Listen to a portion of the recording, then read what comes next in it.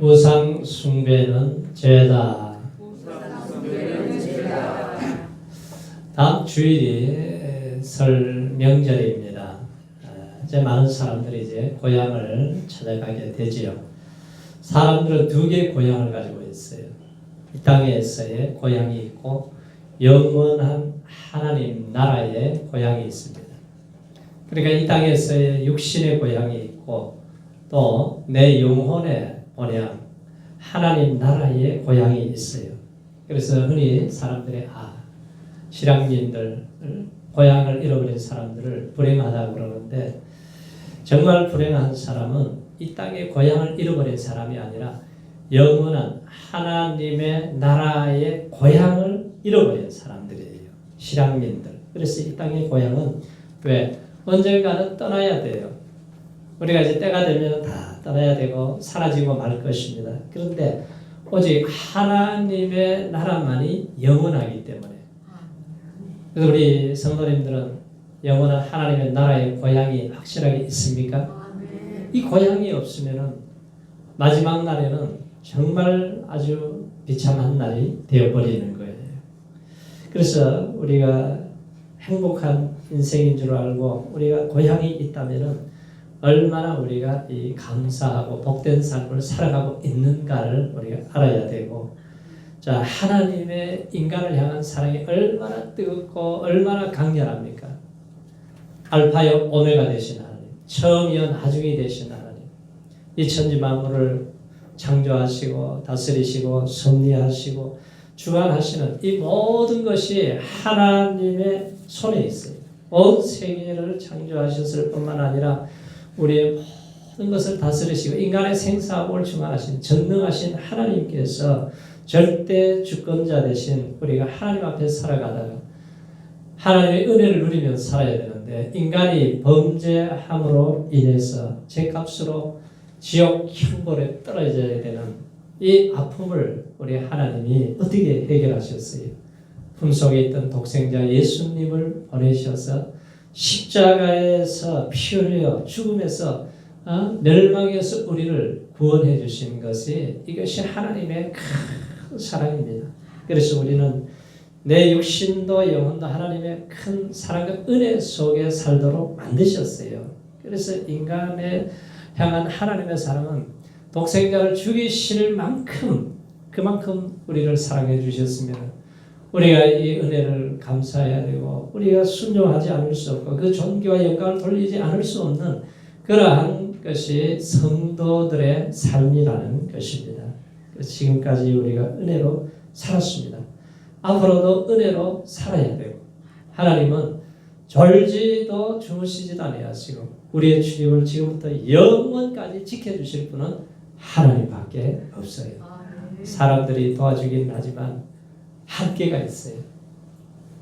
언젠가는 다 우리가 떠나가야 돼요. 그런데 우리 주님은 예수 믿는 우리에게 성령으로 영원토록 함께 하시고 세상 끝날까지 우리와 함께 하시는 그 하나님의 은혜를 누리면서 살아가시기 바랍니다. 자, 우리가 큰 은혜를 입고 사는 우리가 감사와 경배를 드려야 되는데, 이 경배를 잃어버리고 때로는 우리가 온갖 원망하고 불평하고 찌그러진 모습으로 살아갈 때에 하나님이 가슴이 얼마나 아프시겠어요. 그래서 우리가 예수 믿지 않는 사람들은 민노라고 하지만 우리가 또 명절이 되면은 이 집집마다 조상 숭배, 이 제사 문제로 인해서 얼마나 많은 갈등이 있는지 몰라요. 우리가 믿음이 성숙해버리면은 별 문제가 안 되는데, 이제 신앙생활을 시작해서 이제 성장해 가는데 여기에서 가족 간의 갈등이 일어나고 문제가 일어날 때에 아주 굉장히 힘들어합니다. 그런데 분명한 것은 우리의 모든 삶의 기준은 하나님의 말씀이에요. 세상 철학도 아니고 세상의 무슨 종교적인 다른 얘기가 아니라 하나님의 말씀에서 뭐라고 했느냐, 이것이 중요한 거죠. 자, 세상에서 가장 하나님을 무시하는 행위가 우상 숭배입니다. 하나님을 정면으로 도전하는 행위가 우상 숭배. 그래서 창세기부터 계시록까지 우상 숭배한 개인, 가정, 나라는 반드시 망하게 되어 있어요.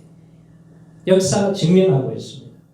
갈라디아서에서도 보면은 하늘로부터 온 천사라도 우리가 너에게 전한 복음 외에 다른 복음을 전하면 저주를 받을지어다. 그렇습니다. 요한계시록에도 우상 숭배자들은 불과 여왕으로 타는 못에 던져지게 될 것이다. 우상을 섬기기 때문에 무서운 하나님의 진노가 임한다는 것입니다. 자, 하나님께서 창조하신 인간의 타락한 건 하나님이 베푸신 은혜를 잃어버렸기 때문에 그래요. 이미 타락한 영들이나 죽은 사람을 섬기는 맹신에서 비롯이 되었습니다. 그래서 아담이 왜 망했느냐? 자, 선악과를 먹으면서 정녕 죽으리라고 말씀을 하셨는데 불순종함으로 죄가 들어온 거예요. 여기서 선택을 해야 되잖아요. 야, 선악과 먹으면 눈이 밝아지고 하나님같이 된다. 이 말을 들을 것이냐, 하나님의 말씀을 들을 것이냐. 여기 선택을 해야 되잖아요. 그런데 아담과 하와가 마귀의 소리를 듣고 불순종하고 따라가다가 그 죄악으로 인해서 영혼의 죽음이 오게 되고 우리가 육신의 죽음이 오게 되고 마지막에는 영원한 죽음이 백보자 심판대 앞에서 기다리고 있다는 것입니다. 그래서 우리에게 하나님께서 말씀하시는 것이 무엇인지 오늘 우리가 잘 들어야 됩니다. 자, 하나님 앞에 우리가 하나님이 왜 십계명을 왜 주셨어요? 십계명을 주신 것은 인간이 보세요. 영혼이 망가지고 다 타락해 해서 그냥 두면은 무법천지가 됩니다. 법이 없어 보세요. 그냥 뭐 사기를 쳐서 빌라를 뭐 수백 채를 사기를 쳐가지고 전세 사는 사람들을 얼마나 괴롭혀요. 이런 만약에 법이 없다 그러면은 아주 그냥 힘센 사람이 온 세상을 어지럽게 만들 거예요. 그래서 하나님이 십계명을 주신 것은 우리의 행복을 위해서 질서 있게 복된 삶을 살라고 주신 거예요. 우리를 막 얼고 묶어가지고 우리를 괴롭히기 위해 준 게 아니에요. 자, 나 외에 다른 신을 두지 말라. 그건 무슨 얘기예요? 우상 숭배하지 말라는 말과 같은 말이에요. 오늘 성경에서 뭐라고 했습니까? 오늘 한번 보세요. 5절 말씀을 한번 같이 읽어보세요. 5절 말씀에 자, 시작.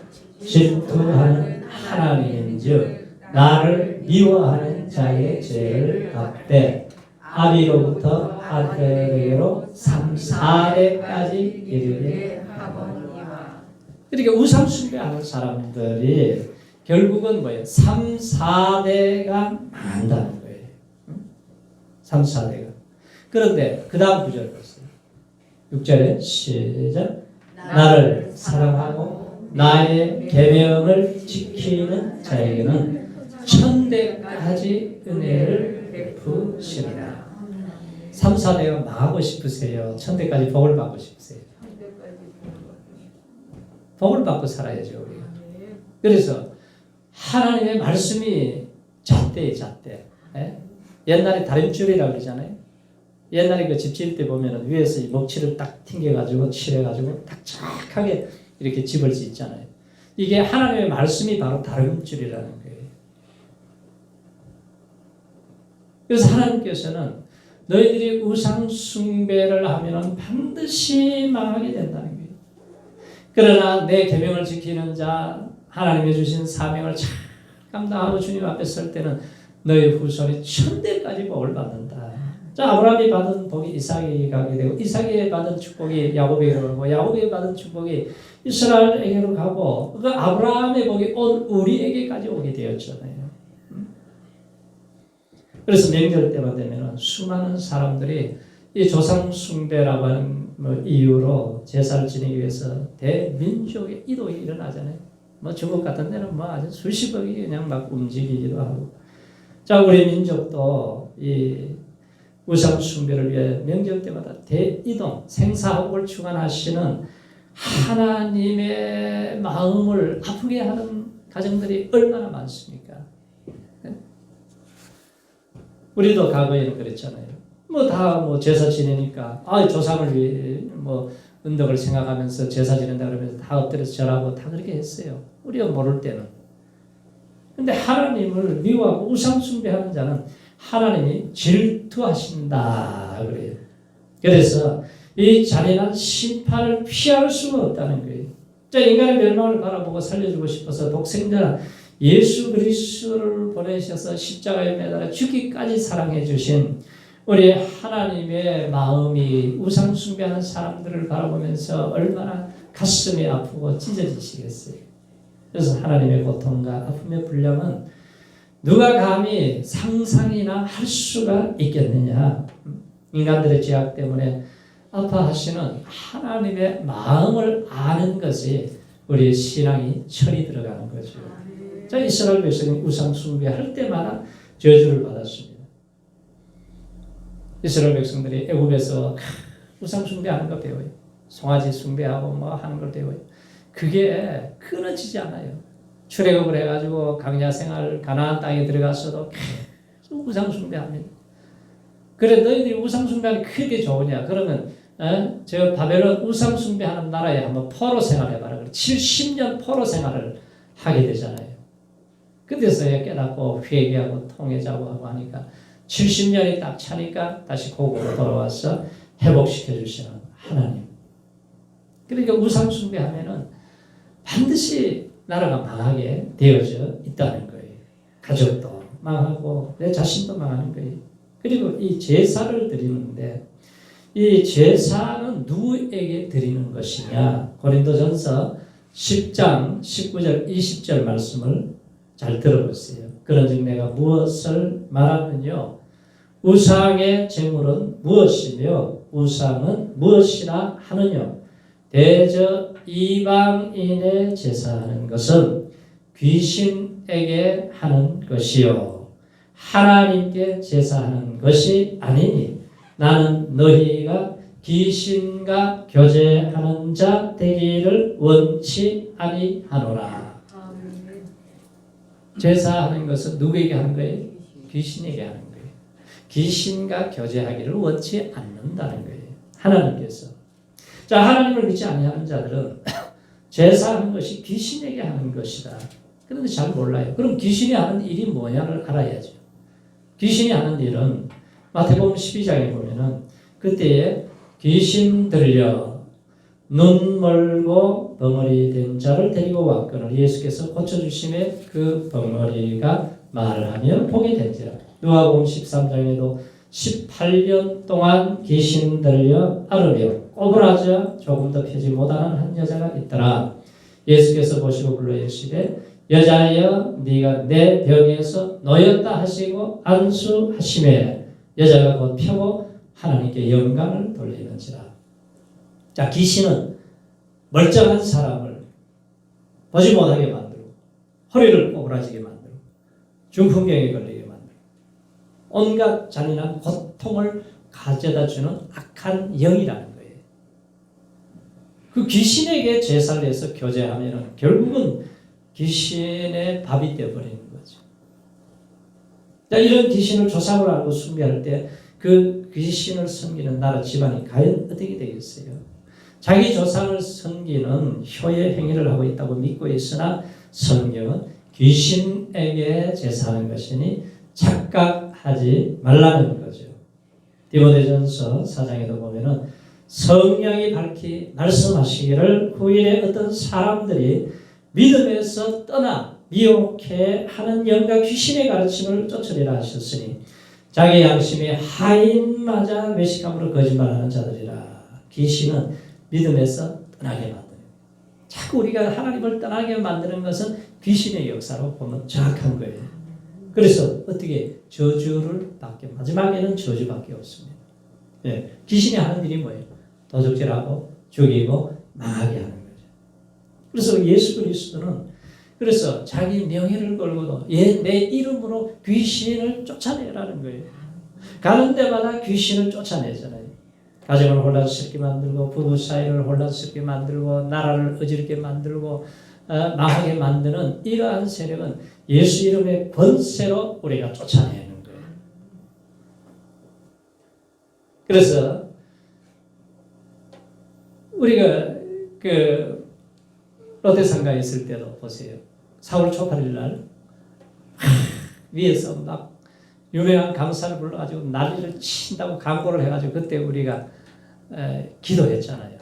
그래서 정조화 집사님 그때 드럼을 얼마나 세게 잘 쳤는지 그 소리에 전부 놀래가지고 귀신이 다 도망가 버렸어요. 구설하고 막 하는데 안 되는 거예요. 안 되는 거예요.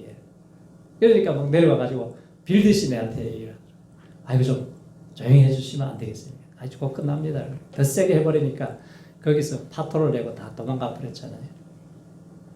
그러니까 우리가 예수 이름의 권세를 가지고 우리가 기도할 때에 승리하는 거예요. 자, 인간의 무지로 인해서 귀신의 역사는 극에 달하고 있습니다. 그래서 아직도 이방인과 같이 믿노라 하면서 우상을 제물을 만들어 놓고 제사를 지내는 것은 하나님의 마음을 아프게 해드리는 거예요. 하나님이 참 싫어하는 것이 이 우상 숭배입니다. 신명기 8장에도 보면은 네가 만일에 하나님 여호와를 잊어버리고 다른 신들을 쫓아 그들을 섬기며 그들에게 절하면 내가 너희에게 증거하노니 너희가 정령이 멸망할 것이라. 여호와께서 너희 앞에서 멸망시키신 민족들 같이 너희도 멸망하리니 이는 너희가 너희 하나님 여호와의 소리를 청종치 아니함이라. 너희들이 지금 이 강야 생활을 끝내고 절벽뿌리는 가나안 땅에 들어가서 집을 짓고 잘 살게 될 때에 조심해야 된다. 네? 경고를 벌써 했잖아요. 그런데 들어가가지고 삶이 배가 부르고 등이 따뜻하고 좋아지면은 우상을 섬기고 그러니까 하나님이 이방 나라를 들어가 멍둥이로 내려치니까 뭐 가나안 땅에서 고통을 많이 당하죠. 계속 반복되는 생활이에요. 네가 만일 마음을 돌이켜 듣지 아니하고 유혹을 받아서 다른 신들에게 절하고 그를 섬기면 내가 오늘날 너에게 선언하노니 너희는 반드시 망할 것이라. 너희가 요단을 건너가서 얻을 땅에서 너희 날이 장구치 못하는 우상 숭배자는 반드시 저주를 받게 되고 멸망시킨다는 거예요. 그래서 우리가 우상 숭배가 무엇인지 우리가 아는 사람들은 어떻게 하는지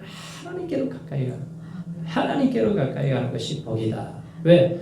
그것이 하나님이 천대까지 복을 주신다는 거 아니에요. 이 복을 누리시기 바랍니다. 이것이 회복이 돼야 되는 거예요. 이번 명절 때도 보세요. 귀신은 별짓을 다 합니다. 가정에 그냥 음식 잘 만들어서 먹고 제사 지내고 나서 고스톱 치다가 싸움해가지고 난리를 쳐요. 그냥 뭐 가다가 그냥 막 사고가 나기도 하고 이런 일들이 일어나잖아요. 그래서 우리가 잘 분별을 해야 되고 어떻게 하든지 우리가 하나님 앞에 바로 우리가 서야 되는 거죠. 자, 설 명절이 되면은 우리 가정마다 이제 뭐 제사 지내고 또 예배 드리는 가정 이렇게 갈라져요. 그런데 이제 믿음이 없는 사람들은 정말 혼란스럽습니다. 왜? 조그만 문제로 자꾸 분쟁이 일어나니까. 그래서 아주 그냥 실에게 그냥 가기 쉽지 않는 마음들이 많다 그래요. 그래서 이런 추석이 그냥 없어져 버렸으면 좋겠다. 그런 분들도 있는데 우리가 먼저 알아야 할 것은 제사는 산자를 기념하는 것이 아니라 누구를 기념해요? 죽은 자를 기념해요. 자, 우리에게 산자가 중요합니까? 죽은 자가 중요합니까? 산자가 중요하죠. 네? 산자가. 제사 때가 되면은 살아생전 부모님께 해드리지 못한 각종 음식을 다 제사장에 올려놨습니다. 왜냐하면은 살아있을 때 불효한 그 마음 때문에 그래요. 그런데 돌아가신 날부터 그날부터 제사를 지내잖아요. 그런데 우리가 살아계실 때 보약 한 첩 해드리는 게 낫지 제사장 아무리 차려봐야 소용이 없어요. 살아계신 부모님이 우리를 걱정해주고 생각을 해주시 누가 해요? 그래서 죽은 부모님은 그렇게 할 수가 없는 거예요. 그래서 성경은 부모를 잘 공경하라. 우리가 힘들어도 공경하라 그래요. 자, 조상에게 제사 지내는 유래가 있어요. 왜 그 유래를 아셔야 돼요. 우리 성도님들은 왜 제사가 오게 되었는지 유래를 알아야 돼요. 이게 중국에서 처음에 시작이 된 거예요. 중국의 왕들이 죽으면은 그 왕들에게 왕들을 제사를 드리는 거예요. 그리고 춘추 전국 시대가 되어서 유교의 영향으로 이제 모든 인간은 조상으로부터 시작되었으니까 조상을 숭배해야 된다는 사상이 나오게 되고 주후 이제 1200년 경에는 중국 송나라의 주자라고 하는 사람이 제사 의식을 체계화시켰어요. 그리고 이것을 체계화한 것이 성리학입니다. 자, 이것이 우리나라에 성리학이 들어온 것이 고려 말년에 들어와요. 주자 가례라고 하는 책에서 조상 숭배 사상이 이제 생겨나게 되죠. 그리고 이성계가 조선을 세울 때 성리학을 기반으로 해서 이제 세웠기 때문에 조상 제사가 이제 그때부터 보편화되어 가지고 제사를 드리게 된 거예요. 그럼 성경에 있습니까? 이게 없는 거예요. 삼국시대, 고려시대는 종교가 불교였잖아요. 참 불교는 제사 안 드립니다. 그래서 그리스도인들의 제사는 대한 문제에 봉착하면은 효도해야 된다는 미풍양식 때문에 거기에 그냥 사로잡혀가지고 온 집안이 이 문제 가지고 쌈박질을 하고 난리를 치게 됩니다. 그러니까 우리가 지혜롭게 해야 돼요. 지혜롭게. 그러면 조선시대 이전의 사람들은 효자가 한 사람도 없었단 말입니까? 제사를 안 드렸으면 아니죠. 그래서 죽은 부모를 공경하는 것은 절대 효나 불효의 판단의 기준이 될 수가 없는 거예요. 그래서 하나님께서 부모를 공경하라. 그리하면 네가 땅에서 잘 되고 장수하리라. 살아있는 모든 자에게 참여하는 자에게는 소망이 있나니 이는 살아있는 개가 죽은 사자보다 낫다고 그랬어요. 그래서 어떤 사람들은 제사를 지내면 죽은 조상들이 차려놓은 음식을 와서 먹고 간다고 그러는데 착각하면 안 돼요. 죽고 나면은 우리는 천국으로 가든지 지옥으로 가든지 그걸로 끝나는 거예요. 뭐 죽은 사람이 와가지고 무슨 음식을 먹습니까? 그럴 수가 없어요. 그래서 우리가 제사 지낼 때 찾아오는 것이 누가 찾아오냐면 마귀가 찾아와요. 귀신이 찾아와요. 이방인의 제사하는 것은 마귀에게 하는 것이다. 마귀들과 교제하기를 원치 아니하노라. 분명하게 여기서 선을 딱 그어놨잖아요. 그러니까 우리가 제사 지낼 때 조상들이 오는 것이 아니고 죄짓게 만들고 병들게 만들고 살인하게 만들고 마귀를 불려들여서 도적질하게 만들고 음란하게 만드는 이 마귀와의 교제를 하게 되면은 그 다음에 뭐가 나오냐? 자꾸 사람들이 참수합니다. 그리고 자꾸 대적을 해요. 약해지게 되고 거짓말을 하게 되고 병이 생깁니다. 우리나라에 무당 굿하는 사람들은 다 알아요. 자기가 악신이 들어가지고 어쩔 수 없이 해야 되지만 우리 자손들은 문제가 있다는 거. 중풍병이 들어오고 간질병이 오고 이제 속에서 약해지게 되고 정신병자가 오게 되는 이 고통이 온다는 걸 알고 있어요. 그렇기 때문에 그 전에 김유순 집사님도 칼을 타고 그랬잖아요. 무당하면서. 그냥 아니까 나 좀 새벽기도 좀 데려가라. 그때 김경진 권사님이 새벽기도 데려와가지고 남원도 하고 그래도 끝까지 믿음으로 살다가 우리가 장례식 예배를 드렸잖아요. 알아요. 부산에 있는 그 무당하는 사람들은 우리 자식들은 안 되는데 이러면 안 되는데 압니다. 이게. 그래서 성도들은 제사 지내는 시간에 하나님 앞에 우리가 찬송을 하고 기도를 드리고 예배를 드리는 시간을 가지는 거예요. 고인의 덕을 기리고 그 신앙생활 잘 하셨던 것을 기억하면서 우리도 정말 더 열심히 해야 되겠다 생각을 하고 만약에 가족 중에서 아직도 구원받지 못한 사람이 있으면 이 명절을 절의 기회로 삼아서 어떻게 하든지 복음을 전할 기회로 삼아야 돼요. 부모가 돌아가시기 전에 예수 믿고 천당 가게 해주는 것만큼 더 큰 효도가 없습니다. 호흡이 딱 끊어지고 듣지 못하고 말하지 못할 때는 끝나는 거예요. 우리가 건강할 때 이 복음을 잘 전해서 한 사람도 지옥 가는 사람 없도록 하시기를 축원합니다. 이 땅의 삶은 나그네 삶이에요. 복되고 아름다운 삶을 하나님은 살아가기를 원하십니다. 우리를 어떻게 살아야 돼요? 우리를 하나님 그래서 구별하신 거예요. 거룩한 삶을 살도록 구별하신 거예요. 네? 예수를 닮아가는 사람으로 구별해 주신 거예요. 그래서 예수 그리스도의 새 생명을 얻었기 때문에 죄악 세상을 이기면서 살아라. 베드로전서 2장에 보면은 사랑하는 자들아 나그네와 행인 같은 너희를 권하노니 영혼을 거스려 싸우는 육체의 정욕을 제어하라 그랬어요.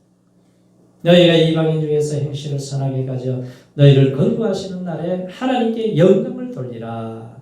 그 후로 다시 사람의 정욕을 쫓지 않고 오직 하나님의 뜻을 쫓아 육체의 남은 때를 살게 하려 함이라. 너희가 음란과 정욕과 술 취함과 방탕과 열악과 무법한 우상 숭배를 하여 이방인의 뜻을 쫓아 행할 것이 지나간 때가 족하다. 우리가 예수 믿기 전에 우상 숭배한 그걸로 족하다는 거예요. 더 이상 하지 말라는 거죠.